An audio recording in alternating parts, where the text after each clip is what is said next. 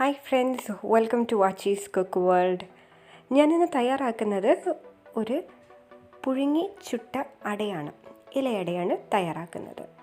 അപ്പോൾ നമുക്ക് വീഡിയോയിലോട്ട് പോകുന്നതിന് മുമ്പായിട്ട് ഏതെങ്കിലും കൂട്ടുകാർ എൻ്റെ ചാനൽ ഇതുവരെയും സബ്സ്ക്രൈബ് ചെയ്തിട്ടില്ലെങ്കിൽ പ്ലീസ് സബ്സ്ക്രൈബ്.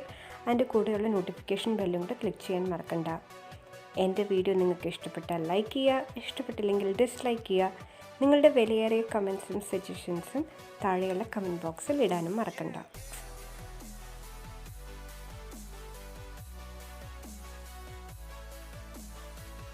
അട തയ്യാറാക്കാനായിട്ട് ഞാനിവിടെ 10 ചക്കച്ചുള എടുത്തിട്ടുണ്ട്. നല്ല പഴുത്ത ചക്കയാണ് എടുത്തിട്ടുള്ളത്. അതേപോലെ തന്നെ ഒരു ചെറിയ തേങ്ങ ചെറുകിയത് എടുത്തിട്ടുണ്ട്. 250 ഗ്രാം ശർക്കര എടുത്തിട്ടുണ്ട്. പിന്നെ ഞാനിവിടെ ഗോതമ്പ് മാവാണ് യൂസ് ചെയ്യുന്നത്, അരിപ്പൊടിയല്ല ഗോതമ്പ് മാവ്. അപ്പോൾ ഒരു 3 കപ്പ് ഗോതമ്പ് മാവ്. അതിലേക്ക് ഞാൻ അതിനാവശ്യമുള്ളത്ര ഉപ്പ് ചേർത്ത് കൊടുത്ത് കുറേശ്ശെ വെള്ളം ഒഴിച്ച് ഒന്ന് നമുക്കത് കുഴച്ചെടുക്കാം. ഇച്ചിരി വെറും ലൂസായിട്ടുമില്ല, നല്ല കട്ടിയായിട്ടുമല്ല, ചപ്പാത്തിയുടെ അല്ല. എല്ലാവർക്കും അറിയാമല്ലോ ഇലയടയ്ക്ക് നമ്മൾ തയ്യാറാക്കുന്ന പോലെയുള്ള ആ ഒരു കൺസിസ്റ്റൻസി. പിന്നെ 1 ടേബിൾ സ്പൂൺ എണ്ണയും കൂടെ ഒഴിച്ചു കൊടുത്തിട്ട് നല്ല രീതിയിൽ ഇതൊന്ന് കുഴച്ചെടുക്കാം. പക്ഷെ നല്ല സോഫ്റ്റായിട്ടിരിക്കണം. അപ്പോൾ അതേപോലെ ഒരുപാട് ലൂസുമായി പോകരുത്, ഒരുപാട് കട്ടിയായി പോകരുത്. ആ ഒരു കൺസിസ്റ്റൻസിയിൽ ഇതേപോലെ തന്നെ നമുക്ക് മാവ് തയ്യാറാക്കിയെടുക്കാം. ഇനി നമുക്കൊരു ബൗളിലോട്ട് എടുത്ത് വെച്ച് ചക്ക ഇട്ട് കൊടുക്കാം. നല്ല പഴുത്ത ചക്ക കേട്ടോ. അപ്പോൾ ഇതിലേക്ക് നമുക്ക് ചിരകി വെച്ചിരിക്കുന്ന തേങ്ങയും കൂടെ ഇട്ട് വെക്കാം.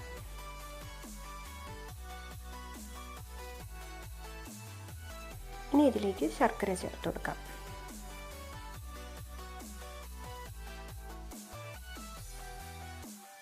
ഇനി ഞാൻ ഇതിൽ ഒരു ടീസ്പൂൺ ഏലക്കപ്പൊടി ചേർത്ത് കൊടുക്കുന്നുണ്ട്, നല്ലൊരു ഫ്ലേവറൊക്കെ കിട്ടാൻ വേണ്ടിയിട്ട്. ഇനി നമുക്കിത് നന്നായിട്ടൊന്ന് മിക്സ് ചെയ്ത് യോജിപ്പിച്ചെടുക്കാം. ഇതേപോലെ തന്നെ യോജിപ്പിച്ചെടുക്കാം. ഇനി അതിനുശേഷം ഞാനിവിടെ യൂസ് ചെയ്യുന്ന വട്ടയിലയാണ് കേട്ടോ. നിങ്ങൾക്ക് വാഴയില എടുത്താലും മതിയോ.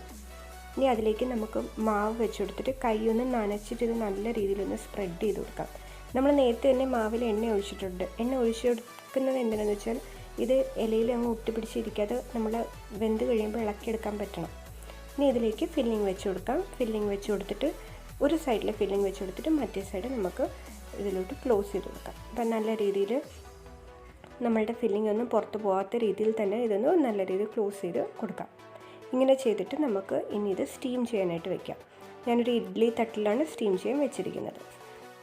നല്ല മണമൊക്കെ വരുന്നുണ്ട്. എൻ്റെ ഇലയുടെ വെന്തിട്ടുണ്ട്, കണ്ടോ, നല്ല കറക്റ്റായിട്ട് വെന്തിട്ടുണ്ട്. അപ്പോൾ ഇതിനി ഈ ഇഡ്ഡലി തട്ടിന് എടുത്ത് മാറ്റാം. ഇനി ഞാനിവിടെ ഒരു തവ ചൂടാക്കാനായിട്ട് വെച്ചിട്ടുണ്ട്. അപ്പോൾ തവ ചൂടായി വന്നിട്ടുണ്ട്. ഇതിലേക്ക് നമുക്ക് ഈ വെന്ത ഇലയുടെ ഒന്ന് വെച്ച് കൊടുക്കാം.